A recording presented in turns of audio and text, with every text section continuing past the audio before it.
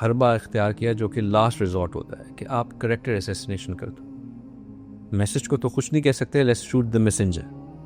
उन्होंने आप सल्लल्लाहु अलैहि वसल्लम की करेक्टर असैसिनेशन करना शुरू कर दी। उन्होंने आप सल्लल्लाहु अलैहि वसल्लम को कहना शुरू कर दिया कि ये तो मजनून है, यानी कि इसको पता ही नहीं है कि ये क्या बात कर रहा है, ये साहिर है, ये जो बात करता है ये असल में एक मैजिक स्पेल होता है, जो बात सुनता है वो स्पेल के अंदर आ जाता है। आप सल्लल्लाहु अलैहि वसल्लम को उन्होंने डाउन प्ले करना शुरू कर दिया कि आप सल्लल्लाहु अलैहि वसल्लम वो जो एक ज़माने में सादिक और अमीन कहलाए जाते थे, वो जो एक ज़माने में सबसे ज़्यादा ट्रस्टवर्दी बंदे थे, वही अब प्रोजेक्ट होना शुरू हो गए। ये खुद सही नहीं है, इसलिए इसका मैसेज भी सही नहीं है। क्योंकि मैसेज के अंदर तो ना कोई गलती वो निकाल सक रहे थे। इनफैक्ट अल्लाह ताला ने कुरान शरीफ में बार बार ये जिक्र किया कि अगर इस तरह की कोई आयत, इस तरह की कोई इवन लफ्स तुम निकाल सको तो ऑब्वियसली कुफार मक्का बिल्कुल इस पे कम्पीट नहीं कर सके। इवन उनके लिए पोइट्री उस वक़्त के लिए उनकी स्ट्रेंथ थी और उस पे अपने आप वो बहुत प्राइड समझते थे, बट वो नहीं कर सके इस पे एमुलेट। असल में हर पैगंबर के लिए जो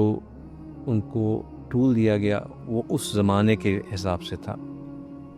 मूसा अलैहिस्सलाम को जो टूल्स दिए गए वो उस ज़माने में मैजिक बहुत प्रिवेल करता था।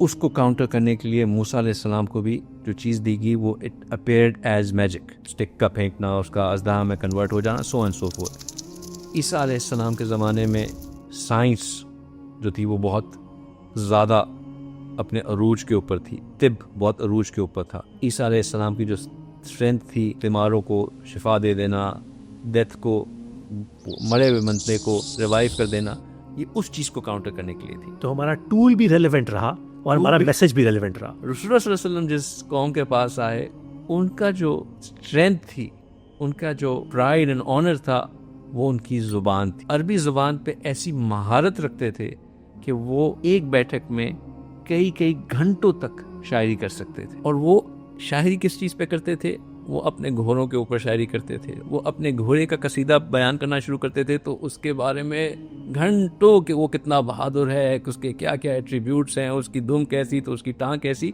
मुसलसल बात करते रहते थे अपनी ऊँट के बारे में, अपनी तलवार के बारे में।